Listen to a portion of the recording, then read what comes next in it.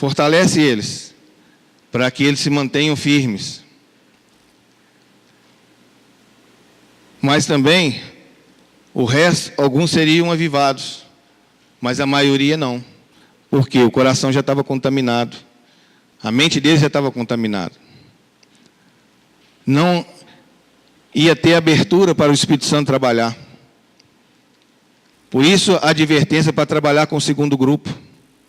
Primeiro, sem chance. O segundo, pelo menos, estava dentro da igreja e conhecia a palavra.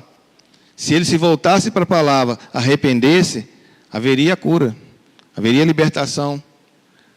Mas o que percebe no texto é que não se permitia mais o Espírito Santo agir.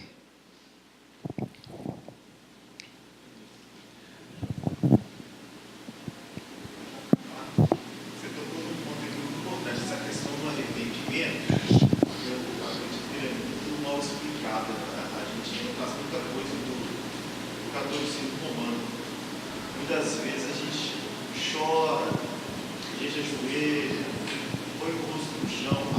Confunde-se muito o remorso com arrependimento. Arrependimento seria: eu estou indo para a esquerda, me arrependi, vou para a direita. Mas na verdade não é isso que acontece, e eu me coloco também dentro desse contexto, acho que todo mundo se coloca.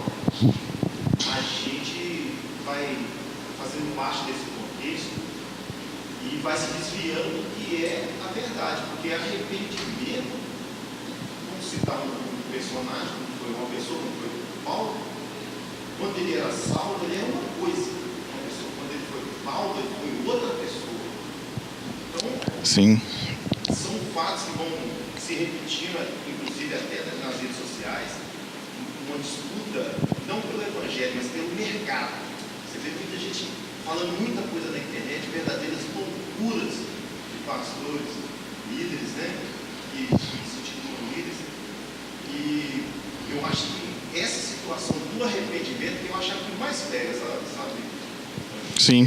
Ser muito confundido, o remorso, eu estou arrependido, hoje é cedo, né? Aí eu vou chorar, por que eu fiz isso? Tá, beleza, mas nessa semana eu estou fazendo de novo a mesma coisa. O melhor exemplo ele está falando sobre arrependimento, o melhor exemplo para se entender arrependimento é avaliar a atitude de dois personagens do Novo Testamento. Pedro e Judas. O erro foi o mesmo. Todos eles negaram Jesus. Pedro ficou mais próximo, até mesmo por aquilo que ele tinha falado, mas todos eles, quando Jesus foi preso, todo mundo saiu fora. E Judas ainda teve uma atitude ainda mais contundente no processo, porque ele vende por causa de dinheiro. Só que tem um detalhe. Quando há a confrontação, Pedro se arrepende. Quando Jesus estava sendo mudado de sala, que olha para Pedro, Pedro se arrepende e sai dali e chora amargamente. Pedro, houve um arrependimento genuíno no coração dele. Judas não. Judas, quando foi confrontado, ele não teve arrependimento, ele teve apenas um remorso. E esse remorso foi tão forte na vida dele que ele não suportou. Porque o arrependimento nos liberta. Quando nós erramos, às vezes um erro grave, e nós nos arrependemos, ele nos liberta. Mas se não houver o arrependimento, vai existir o remorso. E o remorso é a brecha para Satanás agir. Porque ele vai nos acusar o tempo todo. E vai chegar um tempo que nós não vamos suportar. E muitas vezes a gente está vendo isso no nosso meio. Aí vem a promessa: aqueles que não contaminaram as suas vestes andarão de branco comigo. Branco significa pureza. O tempo todo, quando nós lemos o Apocalipse falando da Nova Jerusalém, dos acontecimentos finais, das recompensas e tudo mais, vai estar falando na vestidura branca.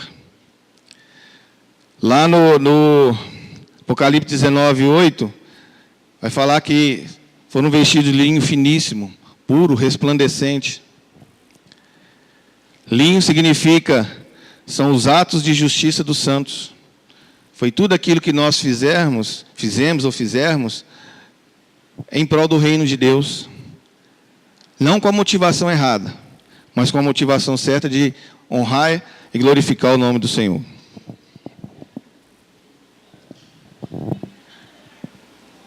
Aí agora tem um questionamento, algo para nós pensarmos. No mesmo texto ele fala assim: de modo nenhum apagarei o seu nome do livro da vida. Pelo contrário, confessarei o seu nome diante do meu Pai e diante dos seus anjos. Vamos pegar o exemplo do Brasil. Quando nós nascemos, nós somos registrados no cartório. À medida que a nossa vida vai se desenvolvendo, nós vamos sendo inscritos em vários livros. Hoje as coisas estão mudando um pouco, estão se tornando tudo digital, mas não deixa de ser um livro. Se você compra um veículo, você tem que registrar aquele veículo. Se você compra uma casa, você tem que ir no cartório. E assim por diante, nós vamos sendo inseridos em vários livros. Quando que o nosso nome é riscado dos livros? No Brasil. Quando nós morremos, à medida que a pessoa tem o atestado de óbito, é levado no cartório, e hoje, como já está quase tudo interligado, o simples comunicado da morte da pessoa no cartório já é suficiente para disparar para os outros órgãos que já estão vinculados, principalmente na questão do INSS, de gente continuar recebendo a aposentadoria de quem já morreu. E a segunda punição que nosso nome pode ser riscado no livro no Brasil é quando nós aceitamos a cidadania de outro país e sem autorização do governo brasileiro. É errado você buscar uma cidadania de outro país? Não. Mas você tem que comunicar, porque você é cidadão brasileiro. Você tem que comunicar às autoridades aquilo que você está fazendo. Se nós fazemos isso de forma de rebelião, vamos dizer assim, nosso nome vai ser riscado. E quando uma pessoa aceita, eu já falei, interessante que fala muito nos livros. A Bíblia fala o tempo todo de livros. Mas esses livros, pelo contexto, pelo que está escrito neles, nos dá a entender que eles farão parte do processo lá no Apocalipse, no julgamento. Salmos 69, 28. Vamos ver o que fala lá sobre um livro.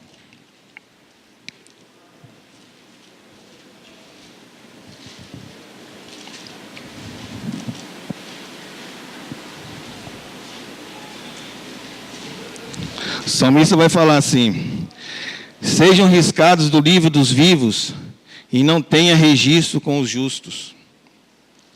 Salmo 139 também fala sobre isso. Eu te vi, substância ainda informe, todos os seus dias foram escritos no livro. Filipenses 4:3.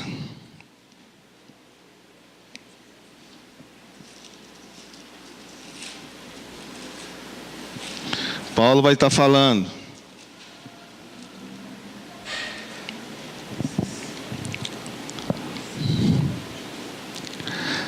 A ti, fiel companheiro de julgo, também peço que auxilies, pois juntas se esforçaram comigo no Evangelho, também com Clemente e com os demais cooperadores meus, cujos nomes se encontram no livro da vida. Apocalipse 20, 12.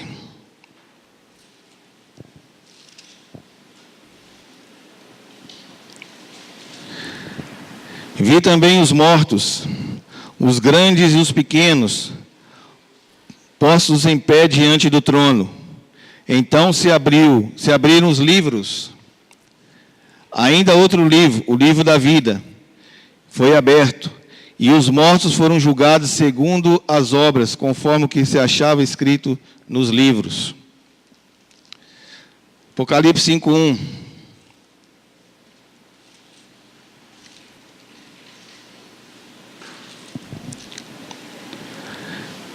Vi na mão direita daquele que estava sentado no trono um livro escrito por dentro e por fora, e de todo selado com 7 selos.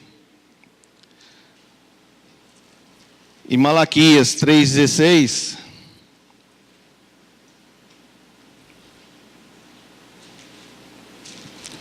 É o último livro do Antigo Testamento.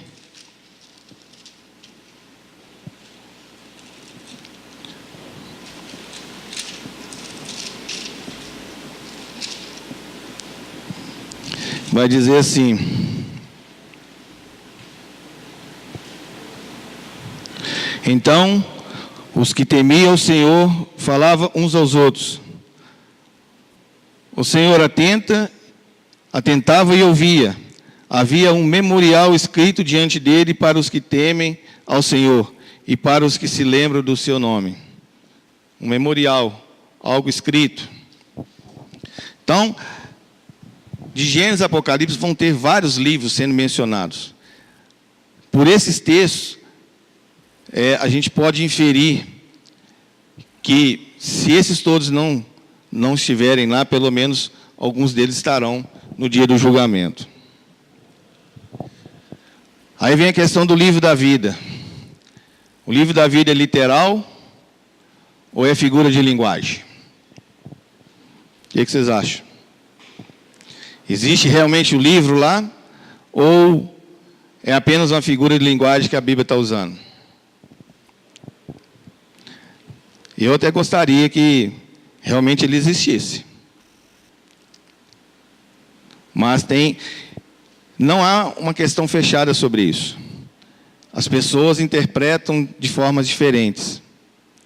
Alguns acham que é só uma figura de linguagem, outros atestam que realmente existe um livro que está sendo escrito. Apocalipse 17:8.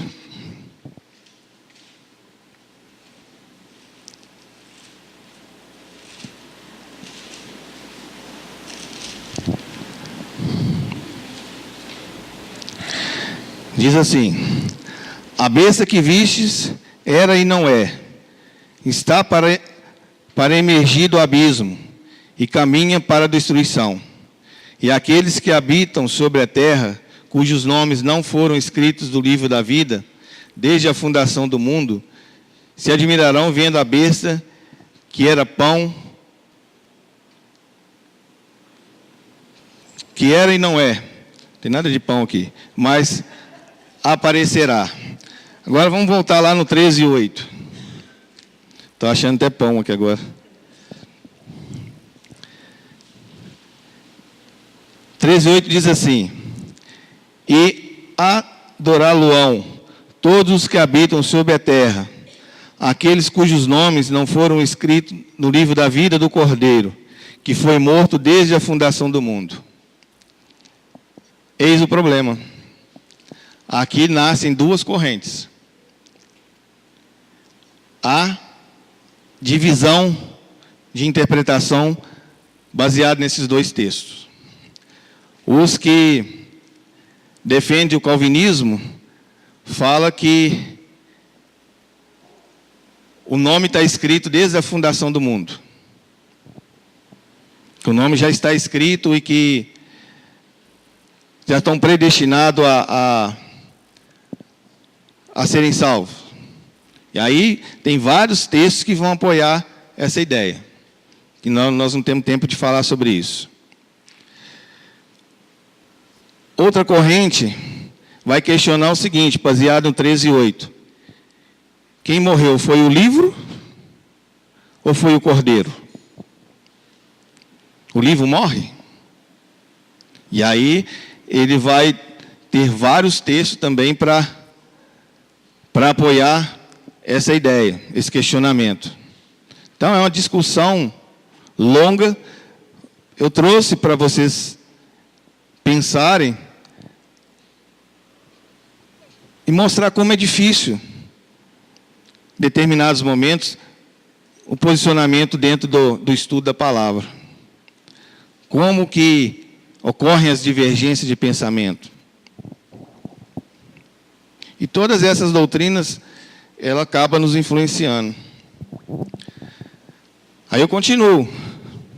Livro da vida. De modo nenhum apagarei o seu nome do livro da vida. Foi o que o texto afirma. Lá em Apocalipse 3. Aí vem a pergunta. O nome pode ser apagado?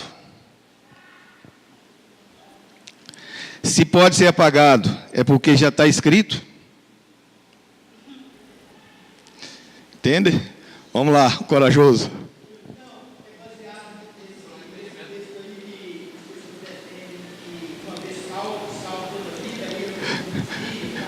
No 17, Apocalipse 17, 8. Ali nasce uma doutrina dos eleitos. Entendeu? Só que aí o 17, 8 e o 13, 5 vai falar que é o cordeiro que foi morto antes da fundação do mundo. O outro texto fala que foi o livro, porque na hora da tradução se omitiu que o livro não é o livro, é o cordeiro. E na cultura judaica, na hora de escrever, quando se cita anteriormente, não há necessidade de citar novamente. Aí traduziram e gerou essa...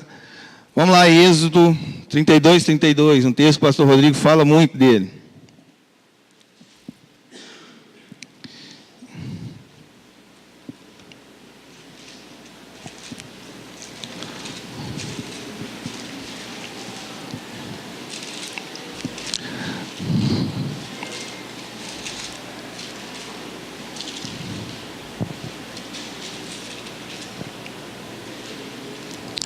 Diz assim, isso é Moisés falando para Deus quando Deus se negou a subir com o povo. Agora, pois, perdoa-lhe o pecado, ou, se não, risca-me, peço do livro que escreveste. Moisés era corajoso. Pedi a Deus para riscar o nome dele. Cara, Apocalipse 3:5. Nós vamos voltar nesse texto novamente, no 33. Oi?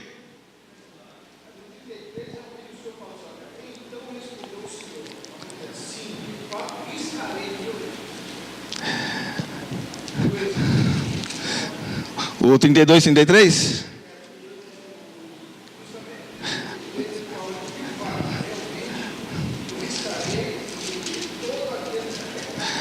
Esse era o texto que eu ia ler.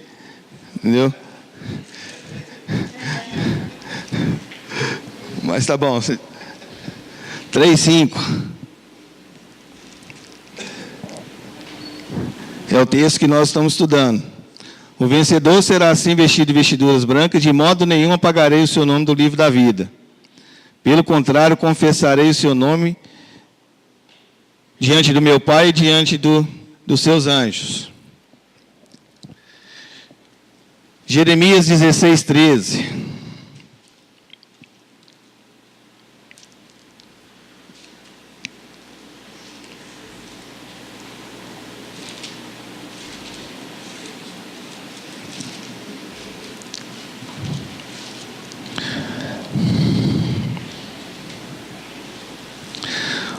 Portanto, lançai-vos-ei fora dessa terra, para uma terra que não conhecestes, nem vós e nem vossos pais, onde servireis a outros deuses, de dia e de noite, porque não usarei de misericórdia para convosco. Espera aí, nesse texto não.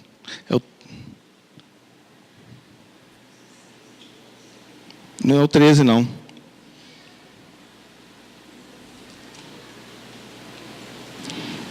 Depois eu vou ver se eu acho ele. Eu anotei o texto errado. E o 33, 32, 33, foi o que o irmão leu, ele vai falar que A alma que pecar contra mim, riscarei o seu nome do livro da vida. Então fica aí, ó,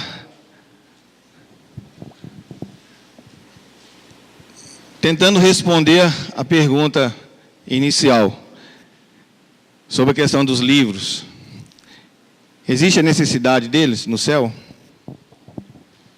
Eu até gostaria que eles existissem, mas penso que não. Deus, na sua onisciência, já sabe quem serão os habitantes da Nova Jerusalém ou da Nova Terra. Será que Deus ia ficar lá escrevendo? Pode ser que tenha realmente os livros, ou pode ser só uma figura de linguagem. O registro vai.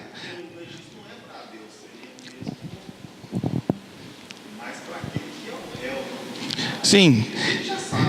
O Apocalipse fala assim que no dia do julgamento, no trono branco, os livros serão abertos e o livro da vida. Quem não foi encontrado no livro da vida, com certeza vai estar nos outros livros e serão condenados. A questão é, serão livros literais, que vai ser lido lá na hora, tipo a Bíblia assim, vou pesquisar o nome de cada um.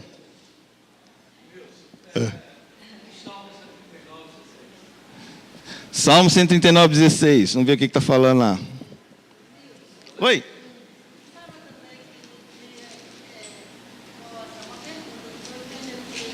No dia do julgamento, só Deus pode julgar. Mas no dia do julgamento, alguns estarão lá ajudando nesse julgamento. Aqueles guerreiros, profetas. Todos participarão do julgamento. Todos. Deus estará no trono e quem estará julgando é o próprio Jesus, que ele volta como juiz. Então, é ele que foi digno de abrir o livro. Ninguém foi digno de abrir o livro. E aí eles entregam o livro para ele, porque somente o cordeiro que foi morto é que poderia abrir o livro da vida.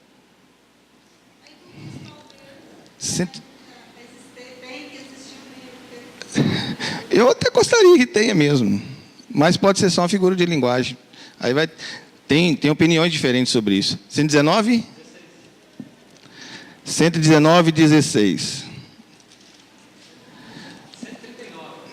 Ah, 139?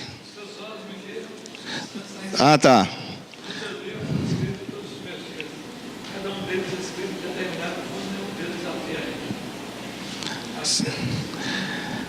No 139 está falando que todos os nossos dias estão escritos no livro, não é isso? Mas a questão é aquele texto de Apocalipse 17 e o de 13 remete que o cordeiro foi morto desde a fundação do mundo, e no outro texto fala que o livro existe desde a fundação do mundo. Entendeu? Então, é só uma questão de conhecimento. Pode existir os livros literais? Pode, mas pode não existir? Pode ser só uma linguagem figurada.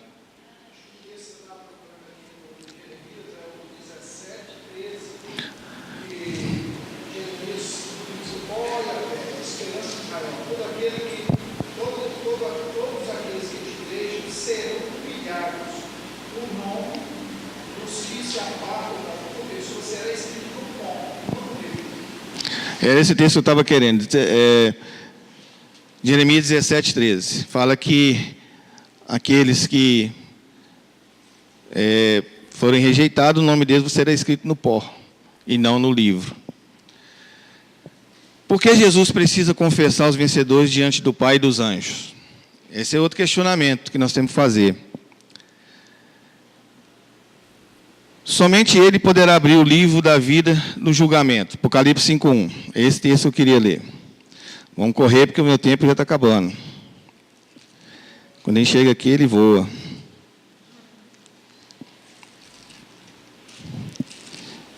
É muito interessante esse texto. Apocalipse 5:1.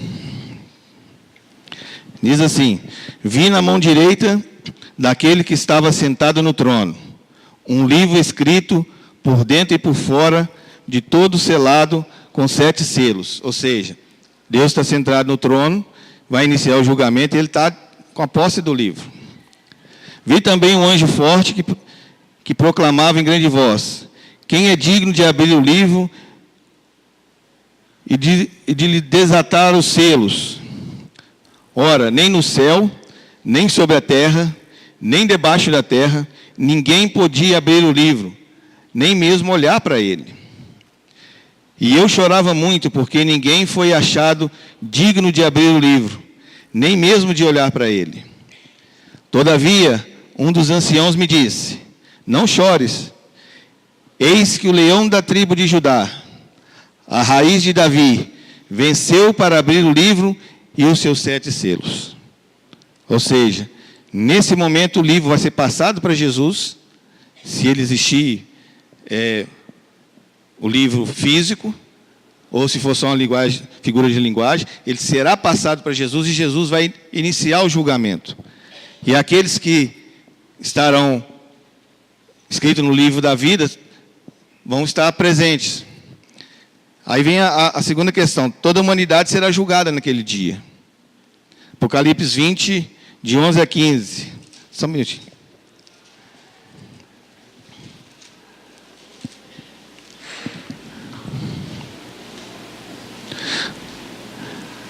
Vi um grande trono branco, e aquele que nele se assenta, de cuja presença fugiram a terra e o céu, e não se achou lugar para eles. Vi também os mortos, os grandes, os pequenos, postos de pé diante do trono. Então se abriram os livros.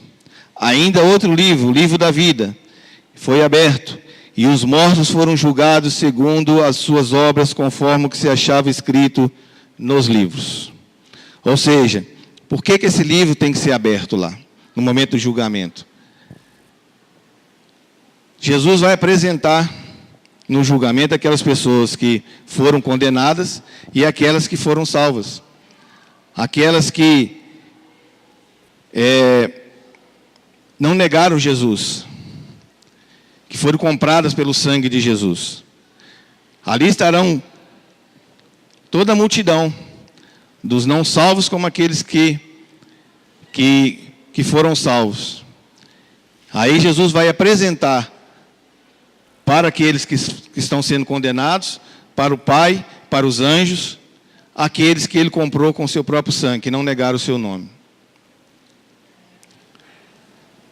Isso está lá em Apocalipse 19, 19, os vencedores. Oi?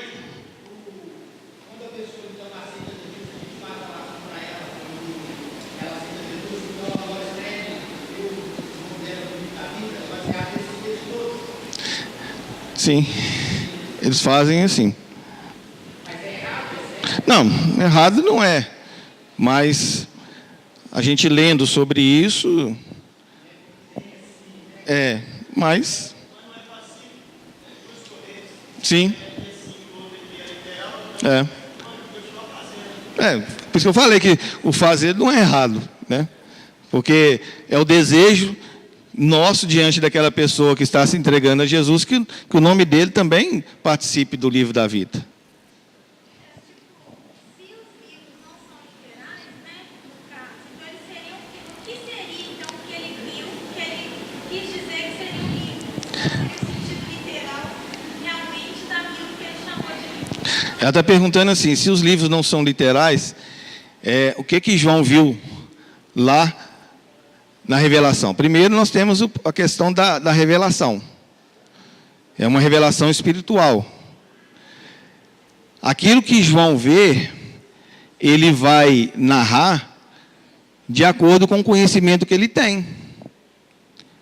Ele vai falar que tinha monstro, que tinha mulher sentada no... Então, quer dizer, seria aquilo literalmente? Porque quando ele estava tendo a revelação, é a revelação divina que veio para o humano. E a linguagem que ele vai usar para transmitir isso vai ser a linguagem humana. É como se houvesse uma decodificação, né? Se a gente tem uma visão espiritual, por exemplo, uma revelação, alguma coisa assim, nós vamos descrevê-la usando aquilo que a gente conhece, né? Um sonho, alguma coisa, a gente fala que eu vi uma coisa parecendo um carro, uma casa, um abismo, ou seja, elementos que a gente já conhece para transmitir aquilo que foi. Quem tem ouvidos, ouça o que o Espírito diz às igrejas. Essa exortação é para todas elas. Sardes, na história da igreja, prefigura a igreja da Reforma, como eu disse.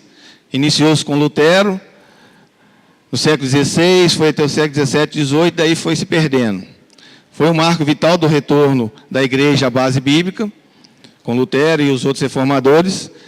As mudanças não foram profundas, nem abrangentes, nós temos que entender isso. A intenção inicial era questionar vários desvios doutrinários que a Igreja Católica estava cometendo, principalmente a questão das indulgências. Mas a Reforma nunca desejou realizar uma mudança radical na forma de pensar do cristianismo. Na intenção de Lutero não era separar da Igreja Católica. Era um questionamento que ele estava fazendo sobre as práticas que, à medida que ele estava lendo a Bíblia, ele estava entendendo que não eram corretas, mas não queria ter o rompimento da Igreja Católica. Só que isso acabou acontecendo. Né? Como padre romano, ele queria apenas corrigir os pontos de doutrina e de fé. Ele não queria romper com a igreja. Ele não mexeu na liturgia, na forma fria e formal do culto, que permanece até os nossos dias, no estilo de música e de cerimônias,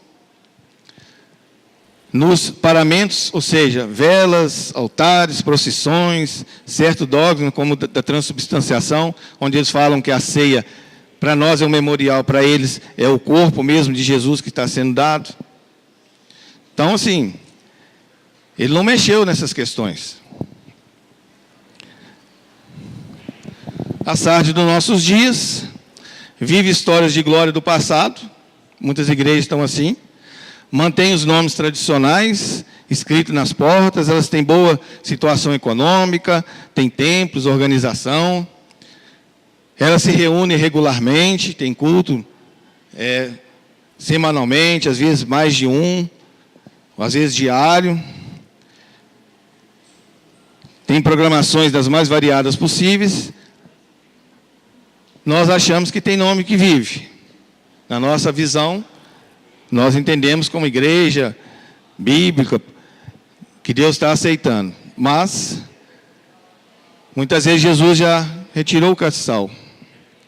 A igreja já está morta, a palavra já não faz mais efeito. A ação não sobrenatural da palavra já não confronta mais o pecador, porque ela não é falada. E quando a palavra é ministrada e a ação do Espírito Santo, ela confronta, ela nos confronta. Há determinados, todo mundo já ouviu esse testemunho, que uma pessoa vai à igreja, às vezes pela primeira vez, e às vezes quer brigar até com o pastor. Não, ele estava falando para mim. Não, esse cara sabe da minha vida, ele falou foi para mim. Mas não é, ele não entende que a palavra foi ministrada e o Espírito Santo está trabalhando. E ele vai trabalhar em cada coração de forma diferente, porque nós temos necessidades diferentes. Só que essas pessoas entram e saem das reuniões ou atividades vazias como entraram. Ou seja, entra da porta da frente de uma forma e sai da mesma. Por quê? Não foi confrontada, não foi pregada o pecado, o arrependimento, foi falado para ele prosperidade, ensinaram ele a determinar, dar ordem para Deus, e vai por aí afora. Então não há transformação. É a Sardes dos nossos dias. Igrejas que acham que estão vivas, mas as obras delas estão sendo questionadas. E aí nós terminamos. A igreja de Sardes